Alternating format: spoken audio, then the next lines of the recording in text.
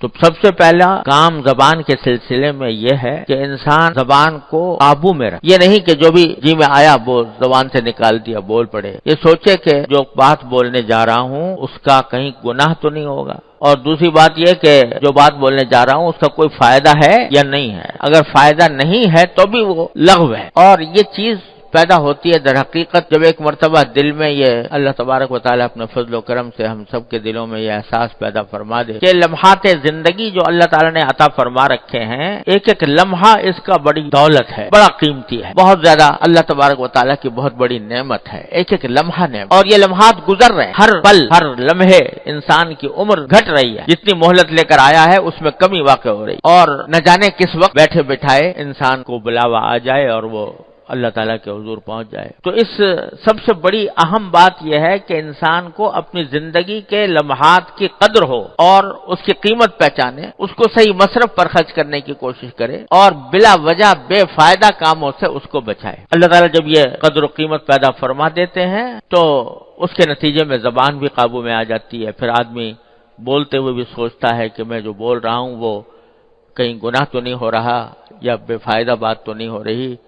یہ ساری بات سارا احساس پیدا ہوتا ہے اللہ تبارک و تعالیٰ کی دی ہوئی اس نعمت کی قدر پہچاننے سے، اور اس بات سے کہ اللہ جل جلالہ ہر وقت موجود ہیں. اللہ تبارک و تعالیٰ میرے ہر قول و فعل کو دیکھ رہے ہیں، ان کے پاس میرا ہر قول و فعل ریکارڈ ہو رہا ہے. یہ جو فرمایا ما یلفظ من قول الا لدیہ رقیب عتید، تو معنی یہ کہ جو لفظ بھی زبان سے نکالتے ہو وہ اللہ تعالیٰ کے ہاں جا کے ریکارڈ ہو رہا ہے. ایسا نہیں ہے کہ ہوا میں اڑ کے ختم ہو گیا، وہ اللہ تبارک و تعالیٰ کے پاس ریکارڈ ہو رہا ہے، اور وہاں جا کر اس ایک ایک فعل کا ایک ایک قول کا جواب دینا ہوگا کہ کس مصرف میں تم نے خرچ. حدیث میں آتا ہے نا کہ جب قیامت کے دن جو سوالات ہوں گے اس کا سوالات نبی کریم صلی اللہ علیہ وسلم نے واضح فرما دیے ہیں. تو اس میں ایک یہ ہے ان شبابہ فیما ابلاہ، لوگوں سے پوچھا جائے گا کہ تمہیں ہم نے جوانی دی تھی تو اس کو جوانی کو تم نے کس چیز میں بوڑھا کیا، یعنی کس کام میں جوانی خرچ کی، اس کے بارے میں سوال ہوگا. تو کس کام میں خرچ کرنے کے معنی کیا ہے؟ جوانی کی اتنی بڑی سال کی مدت ہے، اس کا ایک ایک پل تم نے کس کام میں گزارا، یہ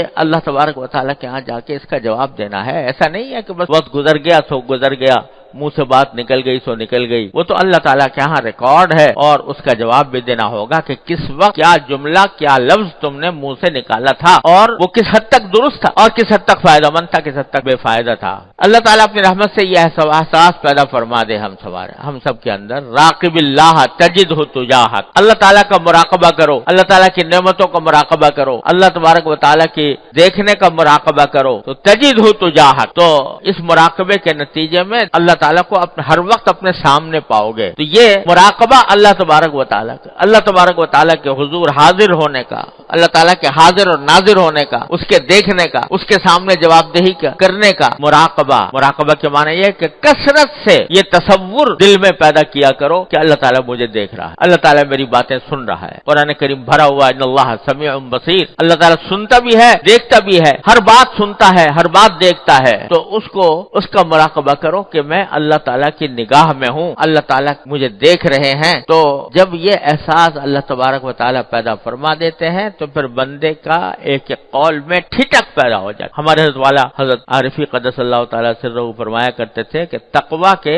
معنی ہے خلش پیدا ہو. خلش یعنی ٹھٹک، یعنی ہر مرحلے پر آدمی، ہر اقدام پر، ہر بات پر آدمی کے دل میں یہ خلش پیدا ہو کہ جو بات میں کر رہا ہوں یا جو کام میں کر رہا ہوں یہ کہیں اللہ تعالیٰ کی مرضی کے خلاف تو نہیں ہے. یہ احساس دل میں پیدا ہو جانا، اس کا نام ہے تقویٰ، اور وہ ہوتا ہے اللہ تبارک و تعالیٰ کے مراقبے سے کہ میں ہر وقت اللہ تبارک و تعالیٰ کی نگاہ میں ہوں، میری باتیں وہ سن رہے ہیں، میرے ہر کام کو وہ دیکھ رہے ہیں، مجھے اللہ تعالیٰ کے پاس جا کر ان کا جواب دینا ہے. یہ باتیں، یہ کثرت سے جب آدمی یہ باتیں سوچتا ہے تو اس کے نتیجے میں یہ احساس رفتہ رفتہ ترقی کرتا ہے، اور پھر ایک مرحلہ ایسا آ جاتا ہے کہ ہر وقت اللہ تبارک و تعالیٰ ایسا ہوتا ہے جیسے نگاہ کے سامنے ہے. راقب اللہ تجدہ تجاہک، اس کو ہر وقت اپنے سامنے پاؤ گے.